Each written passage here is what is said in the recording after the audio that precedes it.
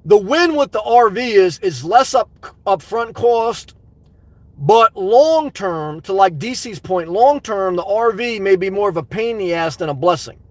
Now, the Class B, I don't know. That can play out either way. But the condo for sure, if I know I'm going to be in one general area most of the time, the condo for the win. But psychologically, I have to pray for the level to commit, because I struggle so much psychologically with that. David, I might just stay in my car or maybe my cargo van. I have till May maybe to the shop where I can do my cooking and use the bathroom. If I had to give a recommendation, I still stand by car and van living is the simplest, easiest, cheapest, and most flexible. As long as you have your health, car and van living is the simplest, easiest, and cheapest. Now, if you lose your health, that's when you need the self-contained RV or home base. But, it's the risk reward that, us nomads face, and it's a reality of the life, It's the risk and the reward. All right, guys and girls, I want to thank you all for watching. I want to thank you all for your gracious support. Thank you for the super chats. Thank you to all my members. I hope my videos, my topics, and our back and forth exchange helps you in some way. I'm doing the best I can. I am trying to make a conscious effort to be a little bit more positive. Thank you again, everyone. I'll be praying for you. I know everyone has their own burdens in life. Pray for me. We're all trying to figure it out for us. And thank you again.